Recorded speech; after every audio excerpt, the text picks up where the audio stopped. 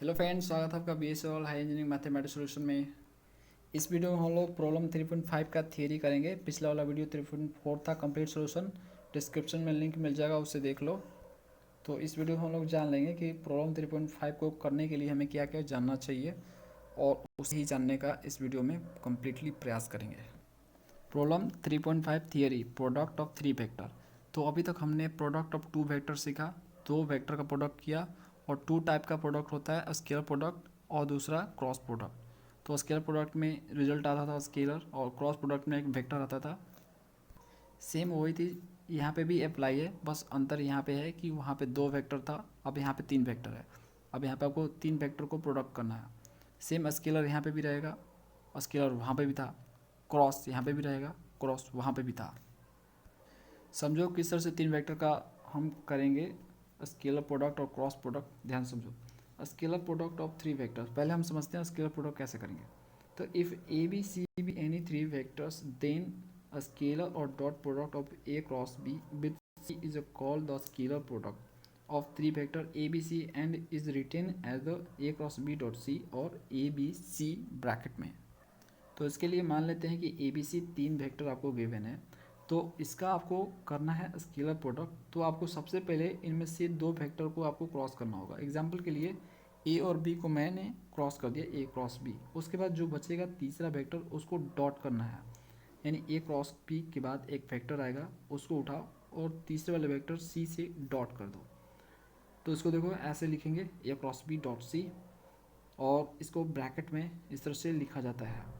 तो इसका मतलब है, अगर आपको कहीं ऐसा लिखा हुआ मिले तो इसका मतलब समझ जाना कि ये को बी के साथ क्रॉस किया गया है और सी के साथ डॉट किया गया है। देखो यहाँ पे स्केलर प्रोडक्ट लिखा है, मतलब जो रिजल्ट आएगा वो एक स्केलर प्रोडक्ट आएगा, मतलब सिंपली स्केलर नंबर, एक नंबर आएगा। तो आपको इस तरह से करने हैं, इस तरह से आपको प्रोडक्ट करने हैं कि जो रिजल्ट आए वो एक स्केलर आए, यानी एक नंबर आए। तो scalar product of three vector का मीनिंग सिंपल है कि अगर आपको तीन वेक्टर का स्केलर प्रोडक्ट निकालना है तो उनमें से दो वेक्टर को लो, उसको क्रॉस करो, उसके बाद जो रिजल्ट आएगा उसको तीसरे के साथ डॉट करो। आंसर आपके सामने। अब अगला टर्म समझते हैं, ज्योमेट्रिकल इंटरप्रिटेशंस। तो जो आपका तीन वेक्टर का प्रोडक्ट है, स्केलर प्रोडक्ट है, उसका ज्योमेट्रिकल मीनिंग क्या है, मतलब वो उससे रिजल्ट क्या आता है, उससे वो क्या आता है, वो आपको क्या देता है। तो यहाँ पे लिखे the product of A cross B dot C represents numerically the volume of parallelepiped. तो तीन वेक्टर का स्केलर प्रोडक्ट हमें वैल्यूम देता है पैरेललोपाइप का। पैरेललोपाइप क्या होता है, ये पैरेललोग्राम से बना होता है। तो पैरेललोग्राम से बना हुआ 3D इमेज पैरेललोपाइप कहलाता है। एग्जाम्पल के लिए देखो, जैसे कि एक एक पैरेललोग्राम है, एग्जाम्पल से इससे बनता है एक डायग्राम, एक बॉक्स बनता है। सपोज करो ये जो बॉक्स बना 3D, इसको बोलेंगे पैरेललोपाइप। पैरेललोपाइप द्वारा बना हुआ 3D इमेज को पैरेललोपाइप बोलते हैं। तो इस 3D इमेज में अगर आप ध्यान से देखोगे तो इसमें कितने आपके पैरेललोग्राम दिखेंगे, तो इसमें 6 दिखेंगे आपको। जैसे ही देखो, अगर मैंने क्यूब से मैंने एक 3D इमेज बनाया, तो इसको हमने क्यूब, यहाँ पे क्यूबॉइड बोल दिया, ठीक है। सॉरी मैं क्या बोल दिया, स्क्वायर से अगर बनाते हो 3D इमेज, तो जो बनता है उसको आप क्यूब बोलते हो। और वहीं पे रेक्टेंगल लेते हो, और रेक्टेंगल से अगर आप 3D इमेज बनाते हो तो उसे आप क्यूबॉइड बोलते हो। तो सेम इसी तरह से है, पैरेललोग्राम लो, उससे आप 3D इमेज जो तैयार करते हो उसे पैरेललोपाइप बोलोगे। तो तीन वेक्टर का प्रोडक्ट जो है स्केलर प्रोडक्ट, वो हमें वैल्यूम देता है पैरेललोपाइप का। इसे आप इसे डायग्राम से समझो। देखो यहाँ पे ये पैरेललोग्राम से बना हुआ पैरेललोपाइप है, और जो यहाँ पे इसकी लंबाई लंबाई ले लिए ए वेक्टर, इसका जो चौड़ाई है बी वेक्टर, जो उसका ऊंचाई है, ऊंचाई नहीं बोलेंगे, इसका जो ऊपर वाला जो पार्ट है जो वाई एक्सिस की ओर जाता है, वो हम सी वेक्टर ले लिए। तो यहाँ पे आपके देख सकते हो तीनों के तीनों जो इसके एज हैं ये वेक्टर के फॉर्म में है। तो इनको हम जब करेंगे स्केलर प्रोडक्ट, तो जो रिजल्ट आएगा वो एक्चुअल में इस पैरेललोपाइप का वैल्यूम आएगा। अब इसको मैथमेटिकली दिखाने के लिए मैं आपको दिखाता हूँ। भी को मान लेता हूँ कि वैल्यूम है पैरेललोपाइप का, और ए जो है एरिया मान लेते हैं इसका, पैरेललोपाइप का एरिया है, और P perpendicular distance between two parallel faces है। मतलब जो ऊपर वाला फेस और नीचे वाला फेस, दो पैरेललोग्राम है, इनके बीच जो परपेंडिकुलर डिस्टेंस होगा वो पी है। देखो हम अच्छी तरह से एक चीज़ जानते हैं कि अगर हमें वॉल्यूम निकालना है किसी 3D इमेज का तो हमें उसका एरिया पता होना चाहिए, और एरिया को हाइट से जो कि परपेंडिकुलर डिस्टेंस होता है उससे मल्टीप्लाई करते हैं तो हमें वैल्यू मिलता है। तो एरिया को उसके परपेंडिकुलर डिस्टेंस से मल्टीप्लाई करते हैं क्या मिलता है हमें, वैल्यू। तो सेम थिंग यहाँ पे करेंगे हम लोग। हम पहले निकाल लेंगे इस, ये देखो पैरेललोग्राम से ही बना है ना, तो पैरेललोग्राम का जो एरिया का फॉर्मूला होता है वो कैसे होता है, दो वेक्टर को क्रॉस करते हैं, उसके एडिशन जो साइड होता है, उसका जो एडिशन साइड होता है उसको हम क्रॉस करते हैं तो हमें उसका एरिया मिल जाता है पैरेललोग्राम का। ये हमने सीखा हुआ है अभी, जो क्रॉस प्रोडक्ट हम लोग सीख रहे थे उसमें सीखा हुआ है कि दो वेक्टर का क्रॉस कर दो पैरेललोग्राम के, एडिशन साइड जो इसको होते हैं उसको क्रॉस कर दो तो हमें मिलेगा एरिया ऑफ पैरेललोग्राम। तो यहाँ पे ए और बी को क्रॉस कर दिया है, ये दोनों एडिशन साइड है तो इसको क्रॉस कर दिया। यहाँ पे देखो हम सिंगल यहाँ पे पैरेललोग्राम दिख रहा है, देखो ये और नीचे वाला, तो इसमें एडिशन साइड ए वेक्टर है और बी वेक्टर दोनों को क्रॉस कर दिया तो हमें ए क्रॉस बी मिला, तो हमें एरिया मिल गया इस पैरेललोग्राम का। ओके, अब पी यहाँ पे देखो P magnitude of C cos phi है। तो परपेंडिकुलर डिस्टेंस आपको निकालने पड़ेंगे, मैंने आपको बताया ना कि एरिया को उसके परपेंडिकुलर डिस्टेंस से मल्टीप्लाई कर दो, आपको मिलेगा क्या मिलेगा, आपको मिलेगा इसका वैल्यू। तो परपेंडिकुलर डिस्टेंस कैसे निकालेंगे, ये जो सी है वो परपेंडिकुलर डिस्टेंस नहीं है, ये एक्चुअल में देखो टेढ़ा आपको दिखेगा, टेढ़ा ही होता है ये पैरेललोग्राम होता है कैसे, टेढ़ा ही तो होता है, देखो ऐसे कुछ इस तरह से होता है, ऐसे ऐसे होता है। तो ये आपका, इसको ढंग से बनाते हैं ऐसे, ठीक है, कुछ इस तरह से होगा। परपेंडिकुलर डिस्टेंस नहीं है फ्रेंड्स, यहाँ से अगर निकालोगे आप तो ये रहा परपेंडिकुलर डिस्टेंस। ओके, तो ये परपेंडिकुलर डिस्टेंस हमें चाहिए, हमें तो इन वेक्टर इसका और ये वेक्टर को क्रॉस कर दिया तो एरिया निकल गया इसका, लेकिन हमें वैल्यूम चाहिए तो ये वाला चाहिए हमें, ठीक है। तो परपेंडिकुलर डिस्टेंस हमें चाहिए, तो दो जो फेस है यहाँ पे, एक ऊपर पैरेललोग्राम फेस है नीचे पैरेललोग्राम फेस है, तो इसके बीच जो परपेंडिकुलर डिस्टेंस होगा वही हमें चाहिए, तो पी उसको मान लेते हैं। तो देखो यहाँ से सपोज करो जो परपेंडिकुलर डिस्टेंस मैंने यहाँ पे लाइन खींचा, परपेंडिकुलर लाइन है तो ये सी वेक्टर के साथ फाई एंगल बना रहा है, तो जो सी वेक्टर का जो कंपोनेंट है इस परपेंडिकुलर लाइन के थ्रू जब बटेगा तो यहाँ पे सी कॉस फाई होगा ना, यहाँ पे इसका मतलब सी वेक्टर का कंपोनेंट इस लाइन के थ्रू जब डिवाइड होगा तो हमें क्या मिलेगा, यहाँ से इसका पूरा लेंथ मिल जाएगा सी कॉस फाई, तो पी मिल गया C cos phi, P equal to magnitude of C cos phi. अब देखो तीन वेक्टर हमारे सामने हैं, तो मैंने आपको बताया कि स्केलर प्रोडक्ट कैसे होता है, ए क्रॉस बी, दो वेक्टर का क्रॉस होता है तीसरे के साथ डॉट होता है, ए क्रॉस बी। तो ए क्रॉस बी का मैग्नीट्यूड हमने बताया कि जो वैल्यूम है, वैल्यूम जो होता है फ्रेंड्स वो आपका एक नंबर होता है, तो नंबर है तो उसका मैग्नीट्यूड ही लेंगे ना, नंबर लाने के तो मैग्नीट्यूड लेना पड़ेगा। ए को बी के साथ क्रॉस करेंगे तो हमें मिलेगा, हमें क्या मिलेगा, हमें जो मिलेगा वो एक वेक्टर मिलेगा, तो वेक्टर तो चाहिए हमें, एक नंबर चाहिए तो उसका मैग्नीट्यूड ले लेंगे, और सी कॉस फाई जो कि पी है यहाँ पे सी कॉस फाई। अब यहाँ पे एक्चुअल में ये क्या हो गया, ए क्रॉस बी, तो ए क्रॉस बी आपका ए है, ठीक है, ए क्रॉस बी ए है, पैरेललोग्राम का एरिया होता है ना दो वेक्टर का क्रॉस, और जो सी कॉस फाई है वो आपका पी है। तो एरिया को परपेंडिकुलर डिस्टेंस मल्टीप्लाई किया तो हमें मिल गया बी, बी प्लस माइनस है। अब ये प्लस माइनस क्यों लिखे हैं, यहाँ पे देखो लिखे हुए हैं A B C equal to B और माइनस बी, तो बी प्लस में आ सकता है और माइनस में भी आ सकता है वैल्यूम। तो एक्चुअल में अगर देखा जाए तो वैल्यूम प्लस और माइनस में नहीं होता, सिर्फ एक ही में होता है, एक नंबर है जो कि पॉजिटिव ही होता है। तो फ्रेंड्स ये पॉजिटिव हमेशा होगा, लेकिन वेक्टर हम लोग पढ़ रहे हैं तो हमारे सामने डायरेक्शन का मामला आ जाएगा, तो उसके कारण यहाँ पे हमें देखना पड़ेगा कि भी प्लस आ रहा है या माइनस आ रहा है। अब भी प्लस माइनस कैसे आ रहा है उसका कारण भी यहाँ पे लिखा हुआ है, किस तरह से आएगा, कब प्लस आएगा कब माइनस, यहाँ पे लिखा देखो ए बी सी, ये जो है ट्रिपल प्रोडक्ट है तीन वेक्टर का, तो यहाँ पे भी प्लस है माइनस है according as A B C form at right handed और लेफ्ट हैंडेड राइट। तो यहाँ पे डिपेंड करेगा भी प्लस आएगा या माइनस, ये डिपेंड करेगा कि ए बी सी को राइट हैंडेड लिया गया है या लेफ्ट हैंडेड ट्राइड में लिया गया। तो लेफ्ट हैंडेड या राइट हैंडेड ट्राइड में लिया गया, इस पर डिपेंड है कि बी प्लस आएगा या बी माइनस आएगा। लेफ्ट हैंड ट्रायड क्या है और राइट हैंड ट्रायड क्या है अभी मैं आपको समझाऊंगा। चलो आगे बढ़ते हैं इसको क्लियर समझने के लिए। तो देखो लेफ्ट ये राइट हैंडेड है और लेफ्ट हैंडेड है। तो राइट हैंडेड तब होगा जब आप एंटी क्लॉक वाइज घूमोगे। ये आई है, ये जे है और के है। मान लो 3 यूनिट वेक्टर आपके हैं, ऑर्थोनॉर्मल मतलब एक दूसरे के 90 डिग्री पे हैं। तो आई से लेके जे और जे से लेके के और के से लेके आई, इस तरह से मूव करोगे तो इसको बोलेंगे राइट हैंडेड ट्रायड। और सेम इसी तरह से अगर आप जो है उल्टा मूव करोगे, सपोज करो आई से लेके के जाओगे और के से लेके जे जाओगे, जे से लेके आई जाओगे, इस तरह से उल्टा यानी क्लॉकवाइज, तो इसको बोलेंगे लेफ्ट हैंडेड ट्रायड। समझ में आ गया। अब इसी पे डिपेंड कर रहा है कि आपका भी प्लस आएगा या भी माइनस में आएगा।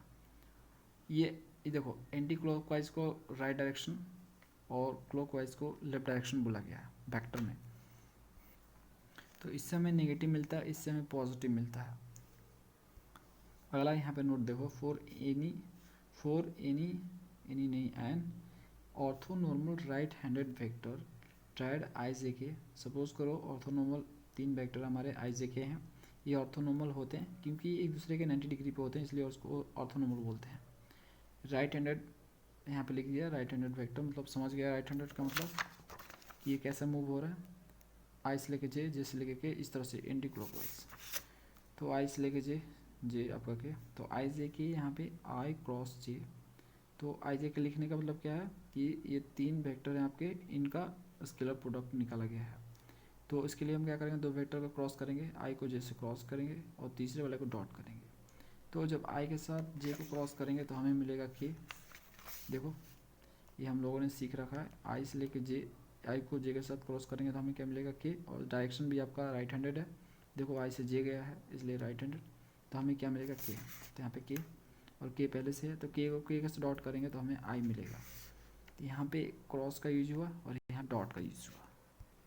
तो अगर आपको वहीं पे आई जे के मिला हुआ है, मतलब आई जे को यहाँ पे स्केलर प्रोडक्ट निकालना है, तो डायरेक्टली उसका आंसर आई आएगा।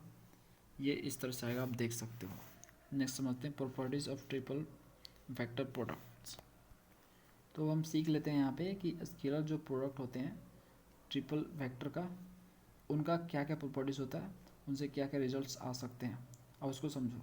द पहला प्रॉपर्टीज है the condition for 3 vectors to be coplanar is that their scalar triple product should vanishes. तो ये प्रॉपर्टीज हमें बताता है कि 3 वेक्टर हैं और तीनों वेक्टर अगर कोप्लेनर हैं तो समझ जाना कि उनका जो ट्रिपल प्रोडक्ट होगा, जो स्केलर ट्रिपल प्रोडक्ट होगा, वो 0 के इक्वल आएगा।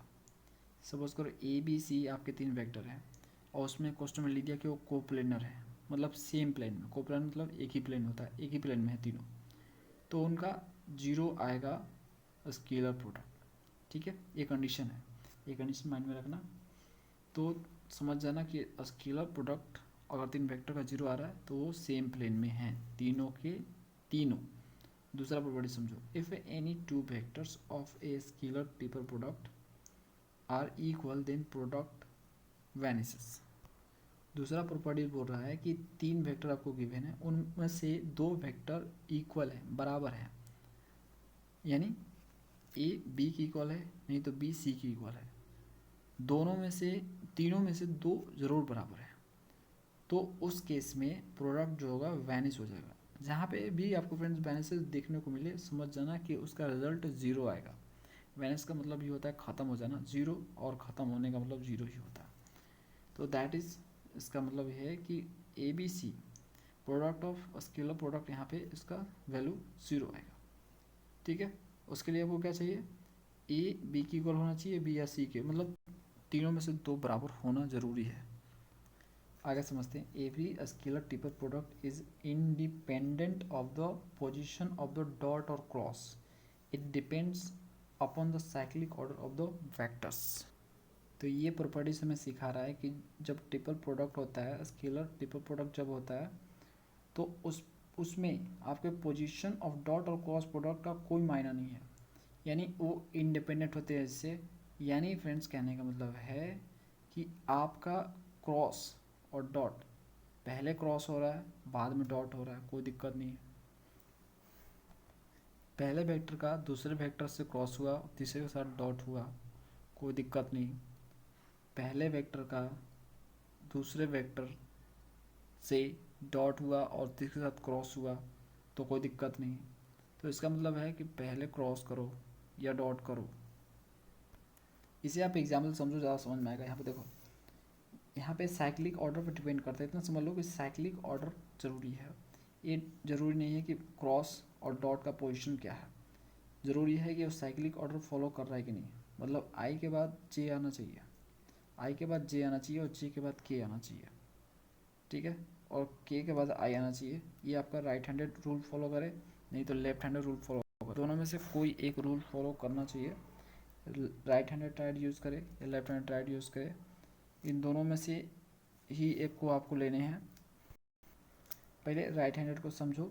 देखो किन केस में आपको ये कंडीशन फुलफिल होता है। तो यहाँ पे देखो, ए बी सी कहने का मतलब है कि ए को बी के साथ क्रॉस किया गया है और सी के साथ डॉट किया गया है, और बी सी ए कहने का मतलब है कि बी को सी के साथ क्रॉस किया गया है और ए के साथ डॉट किया। Same thing C A B का मतलब है सी को ए के साथ क्रॉस किया गया है और बी के साथ डॉट किया गया है। तो फ्रेंड्स यहाँ से आप ध्यान से देख सकते हो, यहाँ पे तीनों हैं, तीनों का जो वैल्यू है वो बी ही आएगा। मैं ए बी सी लिया, मैंने बी सी ए लिया, सी ए बी लिया, तो भी इसका बी वैल्यू आया। तो यहाँ से ये प्रूफ होता है कि डॉट या क्रॉस का पोजीशन चेंज होने से उसका वैल्यू चेंज होता है। यहाँ पे आप देख सकते हो, यहाँ पे आई जे के को सिर्फ फॉलो करना है, ये डायरेक्शन को फॉलो करना है, उल्टा चलो या सीधा चलो।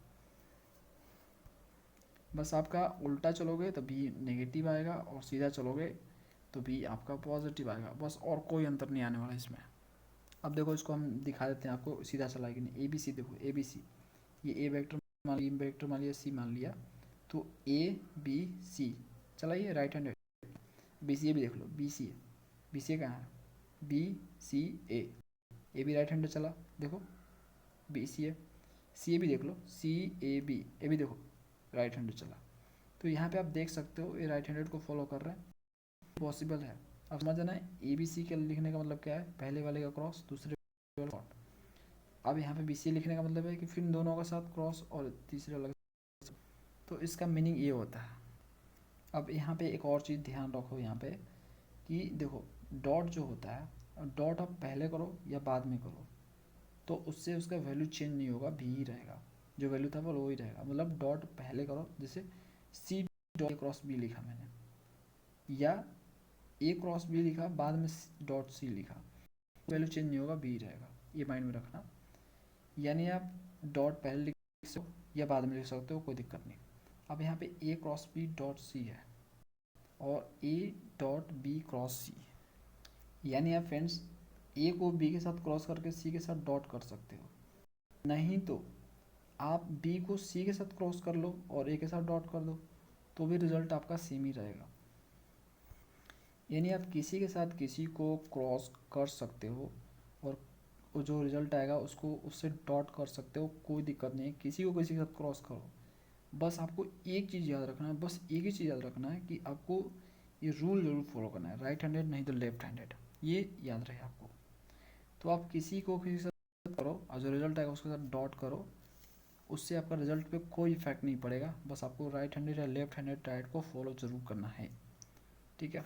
अब यहाँ पे आते हैं, फुल लेफ्ट हैंडेड ट्राइड को समझो। लेफ्ट हैंड ट्राइड मतलब उल्टा चलना है आपको, ऐसे चलना है, ठीक है, ये क्लॉक वाइज चलना है, तो उसको बोलेंगे लेफ्ट हैंड ट्राइड।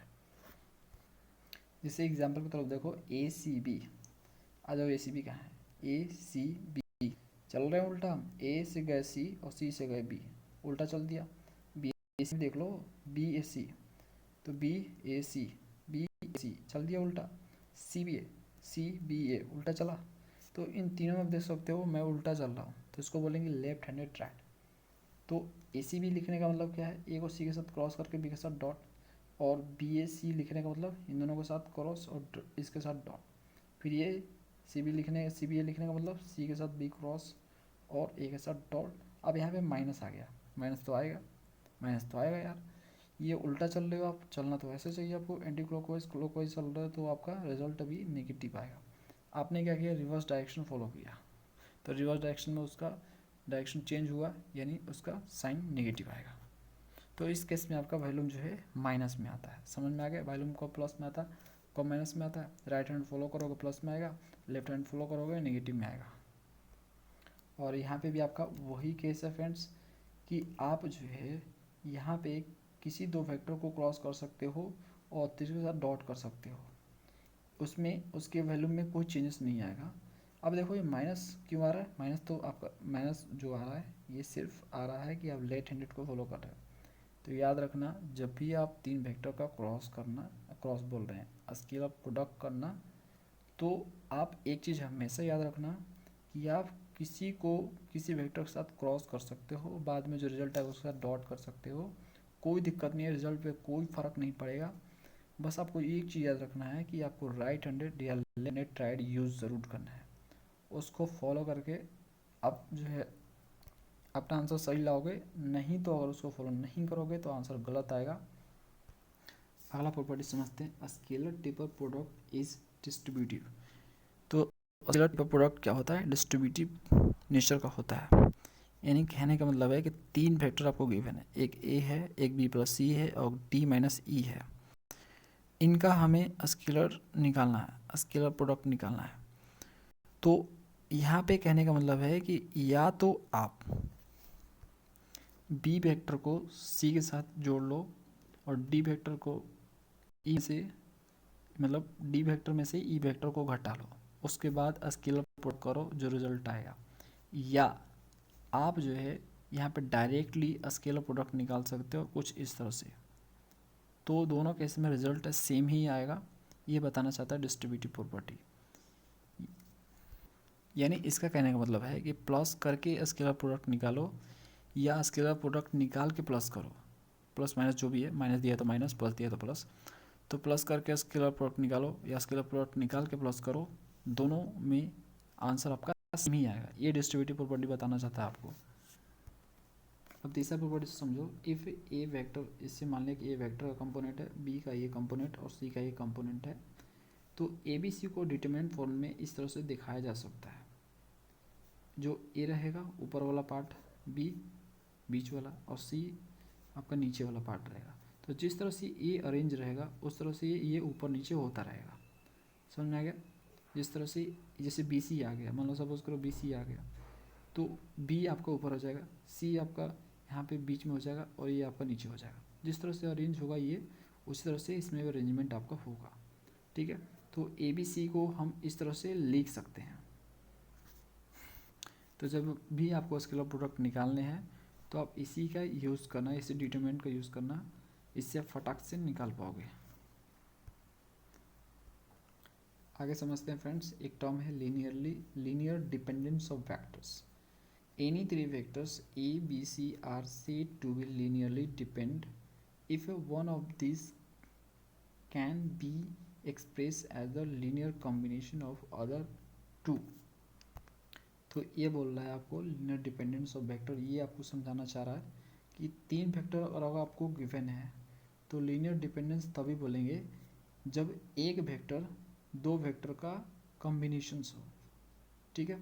एक वेक्टर जैसे एक वेक्टर है, दो वेक्टर के कॉम्बिनेशन ऑफ अदर टू यहाँ पे दिया, मतलब दो वेक्टर का कॉम्बिनेशन से बना हो तीसरा, यानी दो वेक्टर को कंबाइन करने से तीसरा वेक्टर आ रहा हो, तो उसे बोलेंगे लीनियर डिपेंडेंस ऑफ वेक्टर।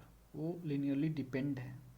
ठीक है? वो तो डिपेंड है आपका, ए जो है डिपेंड है बी और सी पे, इसलिए बोलेंगे लीनियरली डिपेंडेंट वेक्टर्स। ये एक दूसरे पे डिपेंड हैं।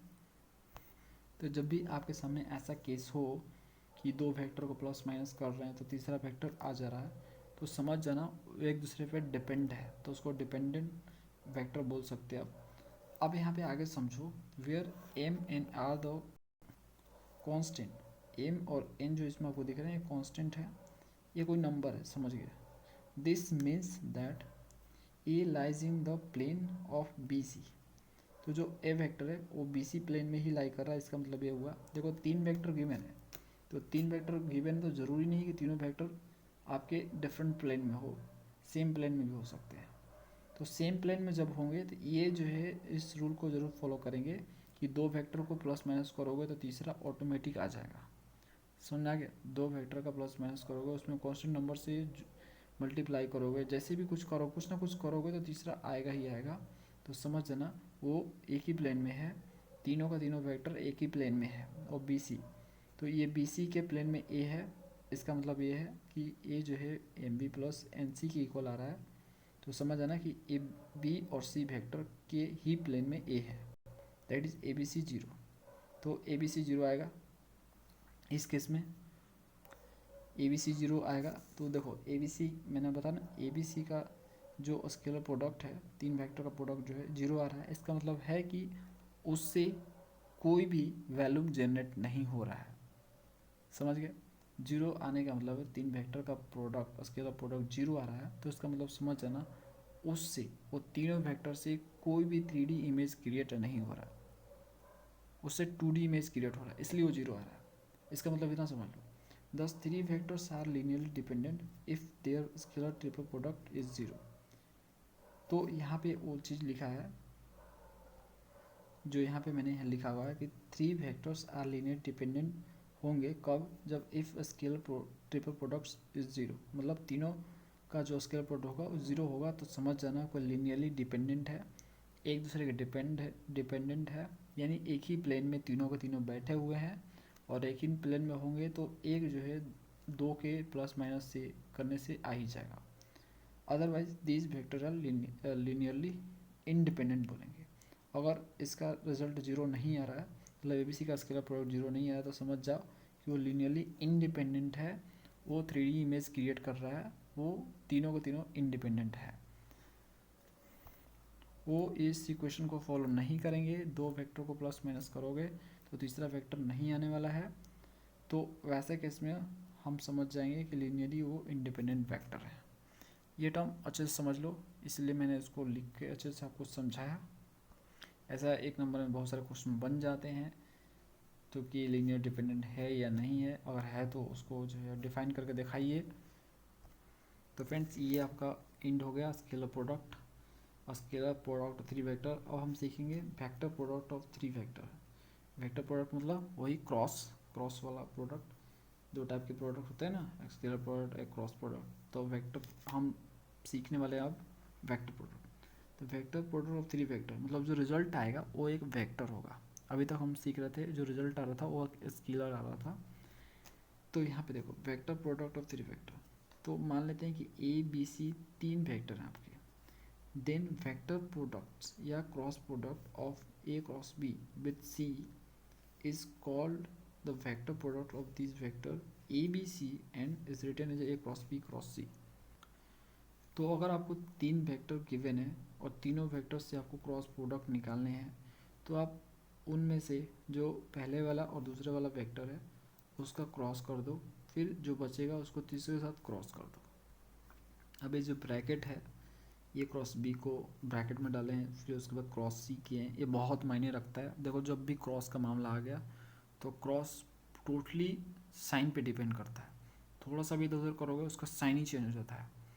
तो फ्रेंड्स क्रॉस के मामला में आप इधर का उधर नहीं कर सकते हो, डॉट नहीं है कि इधर का उधर कर दोगे, ये क्रॉस है, इसमें स्ट्रिक्ट रूल फॉलो होता है।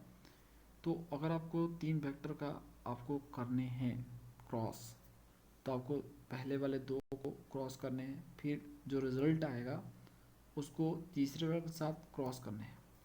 यहाँ पे देखो नोट यहाँ पे लिख दिया है कि देखो यहाँ पे लिखे हैं इट इज़, यहाँ पे देखो इट इज़ नॉट एसोसिएटिव, ये एसोसिएटेड नहीं होते हैं। मतलब यहाँ पे दिया हुआ है कि ए वेक्टर था उसको बी के साथ क्रॉस कर दिया और जो रिजल्ट है उसके साथ सी क्रॉस कर दिया। उसको आप इस तरह से नहीं लिख सकते हो कि ए वेक्टर था मैंने क्या किया उसको क्रॉस कर दिया, जो बी वेक्टर था उसको सी के साथ क्रॉस कर दिया, जो आया उसको ए के साथ क्रॉस कर दिया। नहीं हो सकता ऐसा, ये पलटो का साइन ही चेंज हो जाएगा इसका, ये दोनों इक्वल नहीं है। इन दोनों का रिजल्ट निकालोगे तो दोनों का रिजल्ट अलग आएगा। देखो ये वेक्टर प्रोडक्ट था तो एक वेक्टर निकल के आने वाला है, तो जब वेक्टर निकल के आएगा तो आपको इधर को उधर नहीं कर सकते हो आप, ठीक है। तो जो जैसे आपको दिया रहा है वैसे ही निकालना है, इसमें कुछ मत करना छेड़छाड़, ठीक है। बहुत स्ट्रिक्ट रूल फॉलो करता है। एक्सपेंशन फॉर्मूला देखो इससे समझो, या तो आप ऐसे कर लो, या तो आप जो है क्रॉस प्रोडक्ट निकालना चाह रहे हो तो दो वेक्टर का क्रॉस करो, फिर जो रिजल्ट आएगा उसको तीसरे साथ क्रॉस करो, ऐसा करो।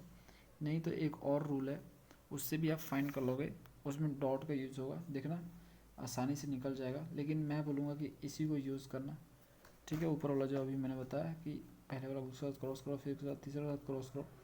एक्सपेंशन फॉर्मूला उसी का है, देखो if A B C be any three vectors, मान लो कि ए बी सी आपके 3 वेक्टर्स हैं, देन वेक्टर, तो वेक्टर प्रोडक्ट क्या होगा, ए क्रॉस बी क्रॉस सी होगा। तो ए क्रॉस बी क्रॉस सी होगा, तो एक्चुअल में जो ए क्रॉस बी क्रॉस सी जो है वो ए क्रॉस बी के परपेंडिकुलर होता है। यानी समझो इसको, डायग्राम समझो, देखो 3 वेक्टर का प्रोडक्ट कर रहे हो आप, ठीक है। तो सपोज करो ये ए वेक्टर है और ये बी वेक्टर है, तो ए को बी के साथ क्रॉस किया तो तीसरा वेक्टर ए क्रॉस बी आया, जो कि ए वाला मान है। ए वेक्टर था, ए के साथ, ए को बी के साथ क्रॉस किया तो हमारा तीसरा वेक्टर क्या है, ए क्रॉस बी। और एक और वेक्टर है सी, सी भी एक वेक्टर है। तो जो सी वेक्टर है सपोज करो ऐसे है सी वेक्टर, अब ए क्रॉस बी को सी के साथ क्रॉस करोगे, यही तो है क्रॉस प्रोडक्ट। पहले वाला दोनों के साथ करो, फिर जो आएगा उसको तीसरे वाले के साथ करो।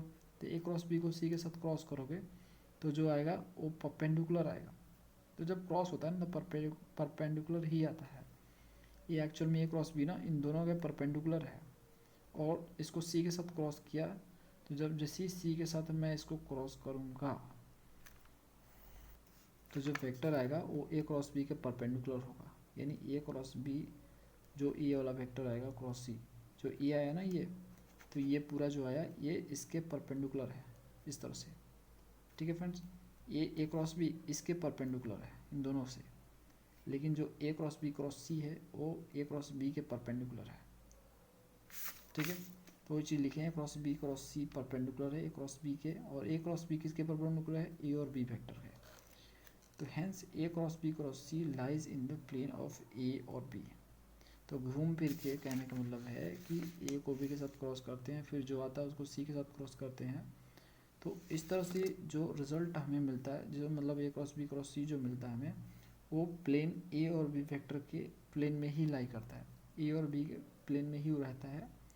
ऐसा से वी कैन राइट, तो हमें लिख सकते हैं इस तरह से, यहाँ पे A cross B cross C equal to L A plus M B लिख सकते हैं।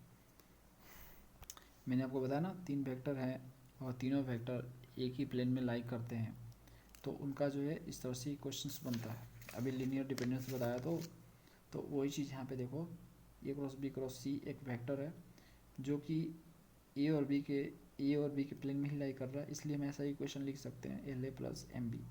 एल और एम क्या है, एक स्केलर प्रोडक्ट है, मान लो स्केलर प्रोडक्ट नहीं, स्केलर है, सिर्फ स्केलर वेक्टर है, ठीक है। Multiplying scalarly by C both side, हमने क्या किया, दोनों साइड सी से स्केलरी मल्टीप्लाई कर दिया, मतलब स्केलर के फॉर्म में मल्टीप्लाई कर दिया, स्केलर मतलब डॉट कर दिया। अब देखो यहाँ पे सी डॉट, इस side C dot A cross B cross C है, और इधर मैंने क्या कर दिया, एल सी डॉट ए और एम सी डॉट बी, दोनों साइड सी दिख रहा है आपको, सी के साथ डॉट ए है और सी के साथ डॉट बी है यहाँ पे। अब इस साइड जीरो हो जाएगा, यहाँ पे जीरो इसलिए होगा क्योंकि सी यहाँ पे सी, तो एक्चुअल में देखोगे तो सी को ए क्रॉस बी के साथ डॉट करोगे, फिर सी को सी के साथ यहाँ पे क्रॉस करोगे, तो जो रिजल्ट आएगा ना वो जीरो आ जाएगा, क्योंकि सी को सी के साथ क्रॉस करोगे तो जीरो ही आएगा। हम मैंने आपको बताया था कि सी मान लो कोई वेक्टर है, ए को ए के साथ क्रॉस करोगे तो ए स्क्वायर यहाँ तो हो जाएगा, लेकिन साइन थीटा होगा, और साइन 0 डिग्री होगा ये ए पे, तो 0 डिग्री का मान कितना होता है, 0 होता है, तो पूरा 0 कर देगा ये, तो छोड़ेगा नहीं, तो ये पार्ट पूरा तरह से 0 होगा, 0। और इधर आपको मिला एल सी डॉट ए और एम सी डॉट बी मिल गया आपको। अब इसको मैंने क्या किया, इसको जो है मैंने इस साइड भेज दिया, तो ये माइनस में हो गया, और उसके बाद जो है जो इधर सी डॉट बी है उसको इस साइड लाया, देखो इस तरह से अरेंज किया, सिंपल कैलकुलेशन यहाँ पे कुछ नहीं किया मैंने, यहाँ पे देखो एल सी डॉट ए जो है और plus M C dot B है, तो इसको मैंने क्या किया, यहाँ पे मैंने किया ये सी डॉट ए जो है इसको इस साइड ले गया, सब उसका इक्वल 0 है, तो एम सी डॉट बी इसको इस साइड ले गया, L C dot A minus में आ गया, ओके। अब मैंने क्या किया, इस ये जो सी डॉट बी है इसको इस साइड भेज दिया और सी डॉट ए जो है इसको इस साइड लाया माइनस के साथ। तो यहाँ पे एम ये माइनस साथ आएगा तो माइनस सी डॉट ए लेके आएगा और जो एल है सी डॉट बी आपको इधर नीचे आ जाएगा। तो वही किया है और जो है इसको मैंने एन लेट कर लिया कि एन है ये एन। तो मान के चला कि इनका रेशियो जो आ रहा है एक नंबर आ रहा है, एक कांस्टेंट नंबर एन आ रहा है सपोज करो, तो उसको मैंने लेट कर लिया। एन एक न्यूमेरिकल कांस्टेंट है, एक नंबर है कांस्टेंट है। तो अब जो है एन को मैंने लेट कर लिया तो L divide by C dot B equal to N एक ले लिया और M divide by minus C dot A को इक्वल टू एन ये पार्ट ले लिया और ये ले लिया ए और ये। अब इधर से एल को निकालने के लिए इसको क्रॉस मल्टीप्लाई किया तो सी डॉट बी एन से मल्टीप्लाई हो गया और आपका minus C dot A N से मल्टीप्लाई हुआ तो इस तरह से एम और एल का वैल्यू आ गया। इसको इक्वेशन 1 में रख दो। ये इक्वेशन 1 मैंने लेट किया यहाँ पे, तो इसमें मैं रखने वाला हूँ एल और एम की जगह पे ये वाला वैल्यू। ठीक है, यहाँ पे वैल्यू रखने वाले हैं एल और एम की जगह पे ये वाला वैल्यू रखेंगे। तो जैसे ही इसको रखेंगे देखो मैंने रख दिया है ए क्रॉस बी क्रॉस सी इस साइड। तो यहाँ पे आपको दिख रहा होगा रख दिया यहाँ पे एन सी डॉट बी ये आपका एल की जगह है और एन इंटू आपका माइनस सी डॉट ए ये आपका एम की जगह है। तो इस तरह से रखा। अब इसको अरेंज किया, ये प्लस माइनस माइनस हो जाएगा तो इस तरह से ये बना, तो इसे इक्वेशन 2 बोल दिया। अब फ्रेंड्स हम क्या करते हैं, यहाँ पे n को हटाने के लिए एक स्पेशल केस लेते हैं। For evaluating n take the special case a i ले लेते हैं, b और c को j ले लेते हैं। 2D में ले लेते हैं। हमने 2D यहाँ पे क्यों लिया, देखो b और c को j ही क्यों लिया, क्योंकि यहाँ पे जो इक्वेशंस बन रहा था ना, देखो L A plus M B जो बन रहा था ये ए क्रॉस बी सी जो है ए और बी के प्लेन में लाई कर रहा है। ठीक है, तो इसी के प्लेन में आ गया ना ये। जब इसके प्लेन में आ गया तो आपको 2D का मामला आ गया यहाँ पे, एक ही प्लेन है, इसलिए मैंने 3D का नहीं लेके बी और सी को सेम कर दिया और जे कर दिया। आई और जे से एक प्लेन बन रहा है, उसी में तीनों वेक्टर लाई कर रहे हैं। अब देखो जब ऐसा मैंने ले लिया यहाँ पे, तो जहाँ पे ए बी सी है वहाँ देखो ए की जगह आई रखेंगे, बी की जगह जे रखेंगे और सी की जगह भी जे रखेंगे। अब यहाँ पे रखते हैं जहाँ पे ए बी सी है वहाँ पे आई और जे रखते हैं। चलो ठीक है, तो यहाँ पे देखो मैंने रख दिया I cross J equal to N J dot I minus N J dot I dot J. तो आई को जे के साथ क्रॉस करेंगे तो के मिलेगा हमें और जे पहले से है इक्वल, जे को जे के साथ डॉट करेंगे तो हमें मिलेगा 1 और 1 को आई के साथ करेंगे, आई 1 को आई के साथ मल्टीप्लाई करेंगे तो आई मिलेगा, तो एन आई हो गया और माइनस 0 ये पूरा पार्ट 0 होगा। क्यों, क्योंकि जे को आई के साथ डॉट करेंगे तो ये 0 ही आएगा, तो 0 पूरी तरह से 0 कर देगा इसलिए 0। अब यहाँ से आपको के क्रॉस जे करना है, तो के क्रॉस जे जब करोगे तो माइनस आई आएगा। ये देखो के क्रॉस जे हो रहा है उल्टा डायरेक्शन में चल रहा है, क्योंकि हमने सीखा ये वाला आई है ये जे है ये के है, तो आई से जब जे जाएंगे तो प्लस होगा। ठीक है, और जे से के जाएंगे तो आपका प्लस होगा, लेकिन के से जे जा रहा है यानी जस्ट उल्टा चल रहा है, के से जे जा रहा है तो इसलिए माइनस होगा। ठीक है, तो इसलिए यहाँ पे माइनस आई लिखा तो माइनस आई आएगा, तो माइनस आई और यहाँ पे एन आई, तो एन यहाँ से आई ख़त्म तो एन इक्वल टू -1 आ गया। इस -1 जो आया है इसी इक्वेशन 2 में रखेंगे, यानी ये जो इक्वेशन 2 बन रहा था ना यहाँ पे ये वाला, इसमें हम n का वैल्यू रखेंगे -1। तो जैसे ही हम n का वैल्यू रखेंगे यहाँ पे देखो A cross B cross C equal to जहाँ जहाँ n है वहाँ पे -1 रख दिया, तो जैसे ही -1 रखा तो ये माइनस प्लस हो गया, तो इसको इस साइड लिख दिया और ये माइनस इस साइड है आपका, तो ये हमारा रिज़ल्ट आ गया। अब देखो यही रिज़ल्ट हमें काम आएगा, यानी फ्रेंड्स अगर आपको ए क्रॉस बी क्रॉस सी निकालने हैं, अगर दो वेक्टर का क्रॉस करके तीसरे वेक्टर के साथ क्रॉस करना है तो उसका रिजल्ट चाहिए बिना क्रॉस का यूज़ किए हुए, तो आप इससे निकाल सकते हो। ठीक है, सी को ए के साथ डॉट करो फिर बी से मल्टीप्लाई कर दो, फिर सी को बी के साथ डॉट करके ए के साथ डॉट कर दो, तो ऐसे करोगे तो भी रिजल्ट आपका सेम ही आएगा। बस इतना याद रखना कि यहाँ पे ये डॉट है और ये मल्टीप्लाई है, ये जो ना सी के साथ ए को डॉट किया तो डॉट किया तो एक कोई नंबर आएगा यहाँ पे, देखो डॉट जब करते हैं तो कोई नंबर ही आता है ना, वो जो नंबर आएगा वो बी वेक्टर से मल्टीप्लाई होगा। यहाँ पे डॉट मत लगा देना, ये डॉट नहीं है, ये मल्टीप्लाई है। सिंपली जो मल्टीप्लाई यूज़ करते हो ना, जैसे करते हो ना, 2 × 2 × 3 है, 2 × 3 = 6 आता है, ये वही मल्टीप्लाई है, वही मल्टीप्लाई है, समझ में आ गया। तो यहाँ ब्रैकेट का मतलब है ये मल्टीप्लाई है। सिंपली इस वेक्टर में जो डॉट आएगा नंबर, उसको मल्टीप्लाई करना है। सेम इस तरह से सी डॉट, सी के साथ जो बी करेंगे डॉट, जो नंबर आएगा उसको ए वेक्टर से मल्टीप्लाई करेंगे, और बी जो रिजल्ट आएगा यहाँ पे उसको इस रिजल्ट में से माइनस करना, मतलब इसको माइनस करना है इसको। तो जो फाइनल आपको आएगा वो घूम फिर के ए क्रॉस बी क्रॉस सी ही आएगा। तो या तो आप ऐसे निकाल लो, नहीं तो मैंने आपको बताया कि डिटर्मिनेंट फॉर्म कैसे आपको निकालना है। जैसे आप क्रॉस करते हो ना डिटर्मिनेंट में, जैसे देखो ए क्रॉस बी निकालना है, पहले ए क्रॉस बी है तो पहले ए क्रॉस बी निकालोगे, आई जे के, और ए का यहाँ पे कंपोनेंट और यहाँ पे बी का कंपोनेंट, इससे आपको ए क्रॉस बी मिलेगा। फिर जो आएगा वेक्टर उसको आप सी के साथ क्रॉस कर दो, तो यहाँ पे आपको ए क्रॉस बी क्रॉस सी, इसको सी के साथ क्रॉस करोगे तो फिर से लिखोगे आई जे के, और यहाँ पे ए क्रॉस बी का कंपोनेंट और यहाँ पे सी का कंपोनेंट। तो इस तरह से भी आपको जो है 3 वेक्टर का क्रॉस प्रोडक्ट निकाल सकते हो, या इसको यूज़ करो निकल जाएगा। तो ये मेरे को सबसे बेटर लग रहा है, ये सबसे बेटर लग रहा है फ्रेंड्स, इसका यूज़ करके बहुत आसानी से निकाल सकते हो।